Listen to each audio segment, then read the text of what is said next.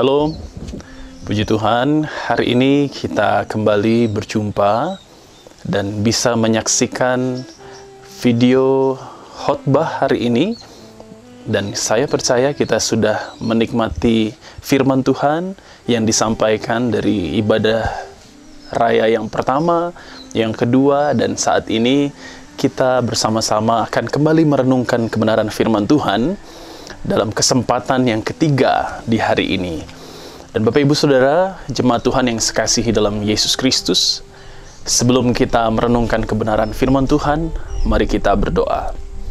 Tuhan, terima kasih, kami bersyukur untuk pimpinan Tuhan kepada kami. Kami boleh menikmati hari ini dan kami kembali dapat merenungkan firman Tuhan. Sebelum kami merenungkan firman-Mu, Tuhan berkati hati pikiran kami, dan kami siapkan untuk menerima firman Tuhan yang kami akan baca, renungkan bersama-sama saat ini, dan kami mau diteguhkan, dikuatkan melalui firman Tuhan. Terima kasih Bapa, ini doa kami dalam nama Tuhan Yesus Kristus kami berdoa. Haleluya. Amin. Ya, puji Tuhan. Kita kembali merenungkan firman Tuhan. Kita tetap hari ini masih belum bisa berjumpa di dalam gereja kita, tetapi kita tetap semangat dalam mengikut Tuhan, mengiring Tuhan. Dan hari ini kita rindu dengan persekutuan, kita rindu berjumpa satu dengan yang lain. Walaupun hari ini kita tidak bisa berjumpa, tetapi tetaplah perhatikan pertumbuhan iman kita, Bapak Ibu Saudara. Kita semua, saya dan Bapak Ibu Saudara, kita sama-sama hari ini Tuhan mau lihat pertumbuhan kita dalam situasi-situasi seperti hari ini yang kita sedang alami. Nah, apa yang harus ada, harus kita perhatikan supaya iman kita tetap bertumbuh sekalipun kita tidak bisa melakukan aktivitas kita seperti biasa. Apalagi aktivitas-aktivitas rohani, ibadah kita, pertemuan-pertemuan ibadah kita belum bisa laksanakan. Pastikan tetap ada persekutuan. Siapa yang bisa bersekutu dengan kita adalah orang-orang terdekat kita hari ini. Suami, istri, anak-anak, orang tua, bahkan siapapun yang ada di sekitar kita yang seiman, mari kita bersekutu di dalam rumah kita, di kos. Saudara, kita bisa bersekutu.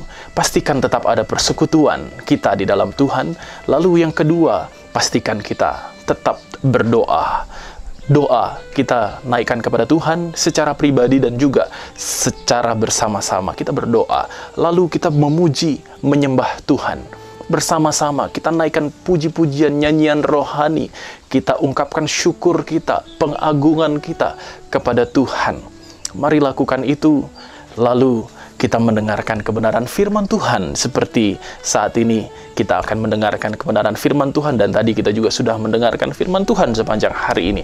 Oleh sebab itu, kami memberikan panduan untuk kita bisa bersama-sama, bisa bersekutu, dan kita bisa berdoa, kita bisa menyanyi, memuji Tuhan, sampai kita mendengarkan firman Tuhan bersama-sama seperti hari ini. Ada panduan yang sudah diberikan, dan pastikan Bapak Ibu Saudara jemaat Tuhan telah mengikutinya dan melakukannya. Mungkin lagu-lagunya boleh berbeda, tetapi yang pasti tetap ada persekutuan, doa, pujian, penyembahan, dan firman Tuhan hari ini. Dan kiranya iman kita tetap bertumbuh, kita tetap kuat di dalam Tuhan. Hari ini kita masuk dalam Minggu Paskah. Minggu Paskah mungkin ini menjadi sejarah bagi saya dan bagi kita, bahwa di Minggu Paskah biasanya kita bisa berjumpa, bertemu, kita beribadah bersama-sama. Bahkan nanti di tanggal Paskah tahun ini, tanggal 10, tanggal 12, mungkin juga kita belum bisa berjumpa seperti biasanya. Dan ini menjadi sejarah bagi kita semua. Apakah ini menunjukkan bahwa tahun ini iman kita semakin lemah, kita sedang menurun secara rohani? Belum tentu. Tidak semudah itu. Kita bisa melihatnya. Apakah hidup kita tetap memuliakan Tuhan? Apakah kita tetap mencari Tuhan? Apakah kita tetap dekat kepada Tuhan? Justru, bukankah ini bisa kita jadikan sebagai kesempatan? Karena kita punya banyak waktu. punya banyak waktu yang free hari ini. Dan kita bisa manfaatkan itu untuk kita bisa lebih banyak fokus berpikir tentang Tuhan, tentang Yesus, tentang pengorbanannya bagi kita. Bukankah ini bisa menjadi kesempatan yang begitu baik untuk kita?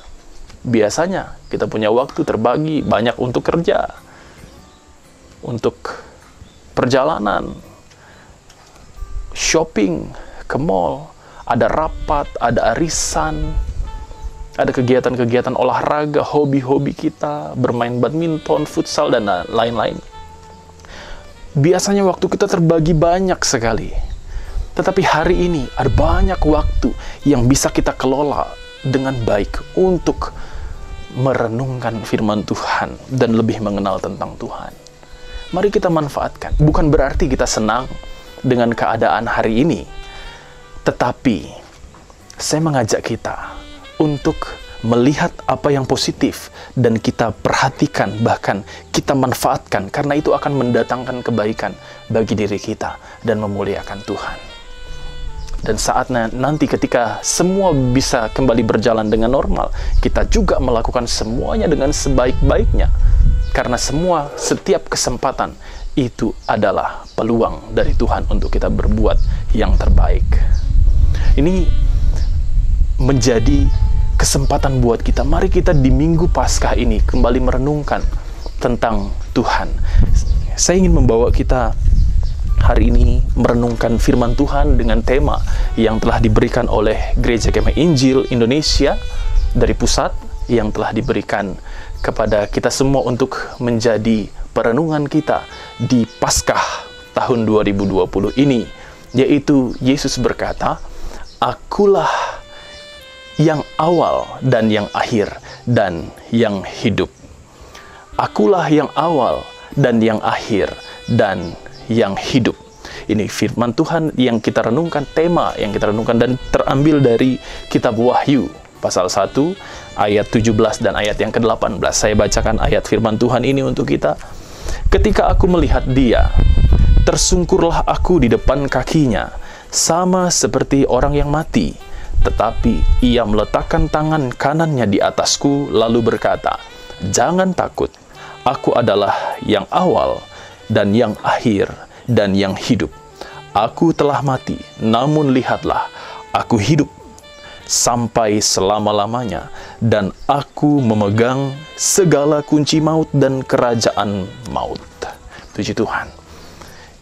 Tuhan memberikan wahyu kepada Rasul Yohanes, dan Tuhan berbicara dengan tegas, memberikan penglihatan, pewahyuan kepada Rasul Yohanes, dan akhirnya dia beritakan kepada semua orang percaya yang ada di zamannya. Dan sampai hari ini kita juga mendengarkan berita dari kesaksian Yohanes yang mengalami pengalaman dari Tuhan yang dia sudah tuliskan, dibukukan, dan hari ini kita bisa membacanya. Dan saya percaya sampai seterusnya orang percaya akan melihat kebenaran ini di dalam kehidupannya. Puji Tuhan. Rasul Yohanes, dia memberitahukan bahwa dia mengalami penglihatan yang luar biasa ini. Awalnya dia merasa terkejut karena dia melihat Tuhan, melihat Yesus sebagai satu pribadi yang begitu luar biasa. Dia menunjukkannya, dia menceritakan, dan dia menggambarkannya. Kalau kita membaca pasal 1 dari ayat yang pertama sampai ayat yang ke-20 ini, kita bisa melihat bagaimana gambaran Rasul Yohanes menunjukkan tentang Yesus yang dia lihat. Dan menariknya, ketika dia, ayat 17, "Ketika aku melihat Dia, tersungkurlah aku di depan kakinya, sama seperti orang yang mati." Rasul Yohanes saking dia terkejut, dan ternyata Tuhan tahu dia takut, saudara. Dia takut. Makanya Tuhan langsung berkata, "Jangan takut, aku adalah yang awal dan yang akhir." Bapak Ibu Saudara yang dikasihi oleh Tuhan, Yesus adalah yang awal dan yang akhir. Dia memperkenalkan diri kepada Rasul Yohanes ketika dia melihat sosok Tuhan dan dia terkejut dan dia takut dengan apa yang dia lihat, dan Tuhan memberikan penghiburan buat dia. Tuhan katakan, jangan takut. Apa yang menjadi perkataan Tuhan yang pertama ketika dia mau menenangkan Yohanes yang sedang terkejut, yang sedang ketakutan? Dia katakan, jangan takut. Setelah dia katakan jangan takut, dia memberitahukan alasan mengapa Yohanes jangan takut. Alasan mengapa Yohanes jangan takut adalah, Tuhan katakan, aku adalah yang awal dan yang akhir dan yang hidup. Yang awal dan yang akhir. Ini mengindikasikan bahwa Tuhan sedang memberitahukan kepada Yohanes bahwa yang dia lihat adalah Yesus. Yang dia lihat adalah Tuhan. Karena tidak ada satu pribadi yang bisa disebut sebagai yang awal dan yang akhir selain Tuhan itu sendiri, karena dia kekal. Dia ada sebelum segala sesuatu ada, dan segala sesuatu akan berakhir, tetapi dia tidak akan berakhir. Dan semua orang akan bertanggung jawab, akan menuju kepada dia. Maka dia memperkenalkan diri sebagai Tuhan yang kekal. Akulah yang awal dan yang akhir. Maka ketika pribadi itu memperkenalkan diri, akulah yang awal dan yang akhir, maka Yohanes pun menyimpulkan bahwa dialah Yesus. Dialah Tuhan. Dan kita bisa lihat di awal tulisannya, Yohanes berkata, pasal 1 ayat yang pertama, inilah wahyu Yesus Kristus. Dia berkata, inilah wahyu Yesus Kristus. Dia tahu karena dia memperkenalkan diri. Tuhan memperkenalkan diri. Maka Yohanes tahu dan dia berkata, inilah wahyu Yesus Kristus. Jadi, Yesus adalah Tuhan yang benar. Itu menghibur Yohanes, itu menenangkan Yohanes. Dan dia bisa kembali mendengarkan suara Tuhan dengan baik. Hari ini mungkin ketakutan kita berbeda dengan ketakutan Yohanes. Yohanes waktu itu terkejut dan takut melihat sosok yang baru dia lihat, yang bagi dia mungkin membuat dia harus tunduk, takut, sampai dia, firman Tuhan katakan, seperti orang mati. Yohanes sampai seperti orang mati. Dan itu karena dia terkejut dan dia takut. Mungkin hari ini keterkejutan kita, ketakutan kita juga ada, tetapi didasari dengan alasan-alasan yang berbeda dengan Yohanes tentunya. Kita tidak punya pengalaman seperti Yohanes. Tetapi kita hari ini juga ada dalam situasi-situasi di mana dunia sedang menggiring orang sehingga masuk dalam ketakutan demi ketakutan. Dari dulu sampai hari ini. Dan hari ini ketakutan itu semakin besar. Karena virus corona mewabah dengan luar biasa. Menjadi pandemik. Seluruh dunia hari ini sudah ratusan negara terpapar dengan virus corona.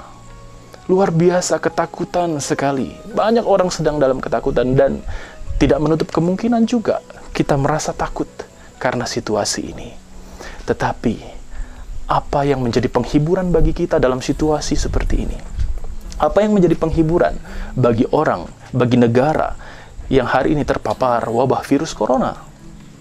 Tentunya semua orang mengharapkan ada antivirus. Tetapi jika antivirus suatu saat nanti bisa ditemukan dan bisa disebarluaskan, kira-kira apakah itu cukup untuk menjadi penghiburan yang sejati? Tentu saja tidak. Bagi penderita virus corona, itu akan menjadi penghiburan, itu akan menjadi kesukaan, kesenangan. Tetapi, bagaimana dengan para penderita kanker, orang yang sakit jantung, dan penyakit-penyakit kronis yang lain? Tentunya masih tetap bergumul, masih tetap dalam perjuangan batin untuk melawan rasa sakit, perjuangan batin untuk melawan rasa khawatir dan rasa takut, saudara. Tentunya bukan antivirus yang menjadi satu-satunya solusi untuk memberikan ketenangan batin untuk memberikan ketenangan dari rasa khawatir, rasa takut hari ini. Satu-satunya yang dapat memberikan ketenangan di tengah ketakutan hari ini adalah mengenal pribadi Yesus Kristus sebagai Tuhan yang kekal. Karena apa? Karena Dia yang berkuasa atas seluruh dunia ini sejak awal sampai akhir. Dia juga yang menentukan segala sesuatu terjadi. Dia juga yang akan menentukan kita hari ini dalam perlindungannya.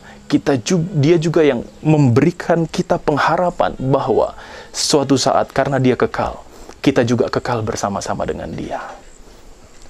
Apapun yang menyebabkan ketakutan, sakit penyakitkah, kemerosotan ekonomikah, krisis dalam segala sesuatu, apapun yang menyebabkan ketakutan manusia hari ini, obat untuk memberikan ketenangan bagi kita adalah Tuhan yang kita kenal. Oleh sebab itu, mari dalam kesempatan ini kita mengenal Tuhan lebih dalam lagi. Pakai waktu kita lebih banyak untuk membaca firman Tuhan, untuk merenungkan tentang Dia, memikirkan tentang Dia, karena itulah yang memberikan ketenangan bagi kita. Bukan berarti kita tidak boleh menyimak berita tentang keadaan dunia hari ini.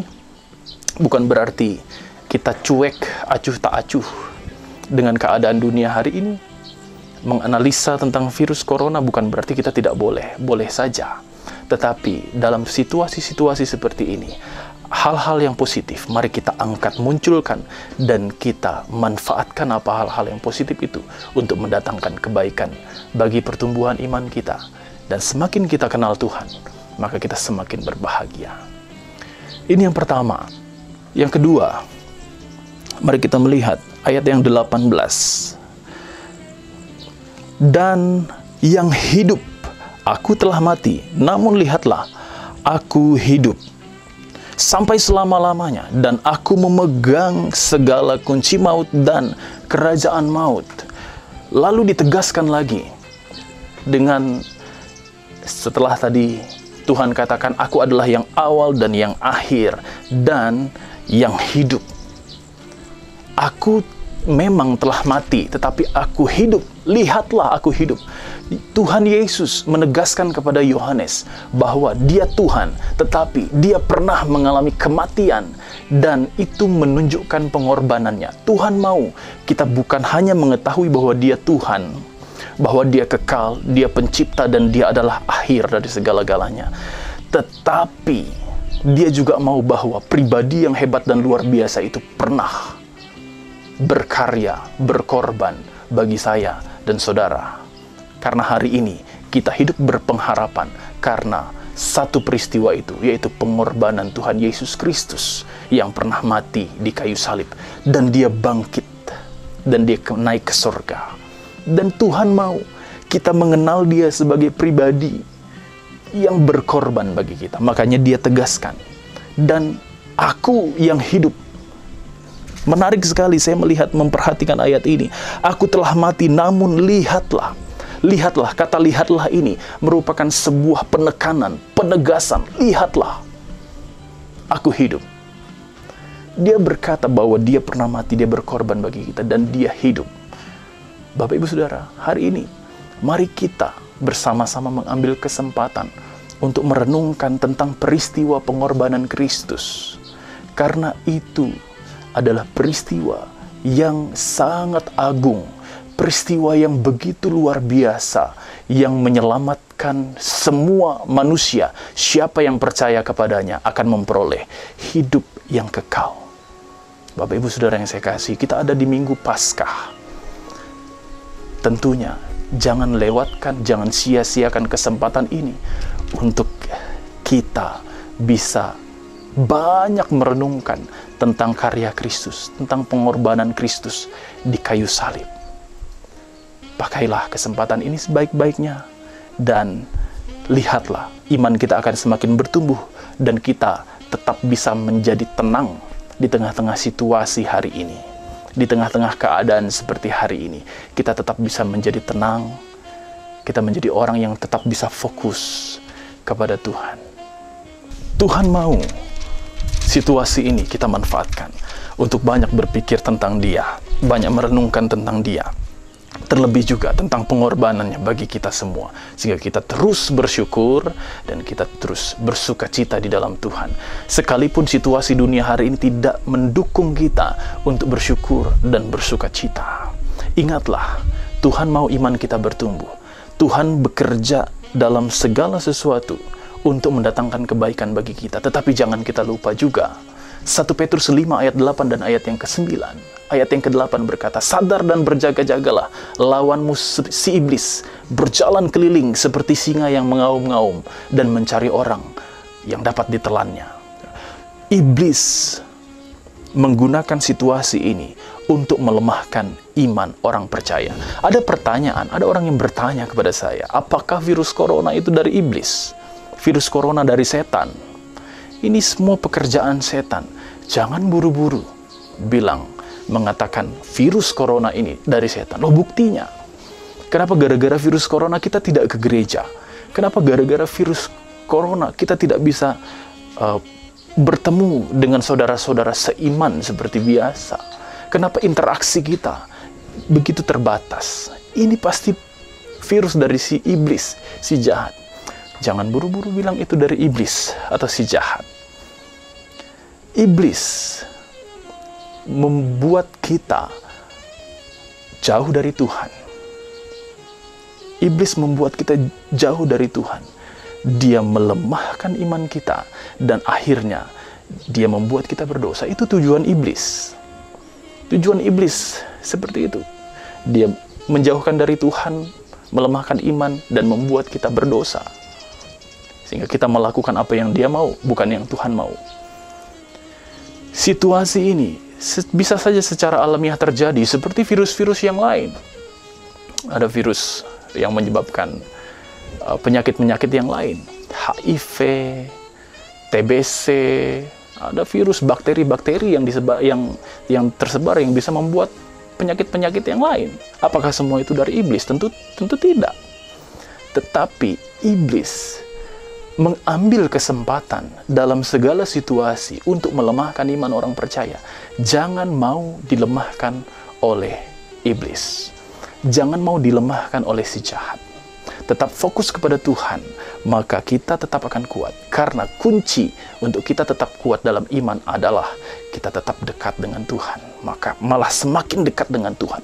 Makanya hari ini kita manfaatkan waktu kita sebaik-baiknya. Ada banyak waktu kita di rumah, ada banyak waktu kita free. Mari kita pakai untuk berdoa, membaca firman Tuhan. Mari kita memakai waktu ini untuk hal-hal positif yang baik. Maka kita semakin dekat dengan Tuhan, bukan semakin jauh dari Tuhan. Salahnya adalah ketika waktu yang banyak ini justru kita pakai untuk hal-hal yang negatif, untuk hal-hal yang tidak baik, untuk bermalas-malasan, dan akhirnya membentuk pribadi yang malas selama masa di rumah saja. Tetapi kita tentunya memakai waktu ini dengan sebaik-baiknya, melakukan hal-hal yang positif dalam waktu yang banyak yang kita miliki.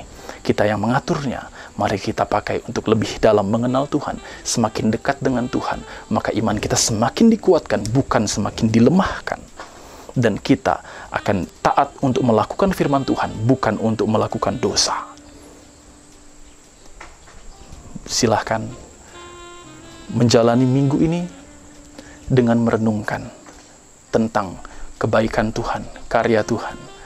Terlebih dalam masa-masa Paskah ini, mari kita khususkan waktu kita untuk merenungkan tentang pengorbanan Kristus di kayu salib.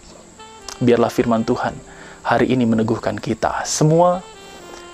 Yesus berkata, "Aku adalah yang awal dan yang akhir, dan yang hidup."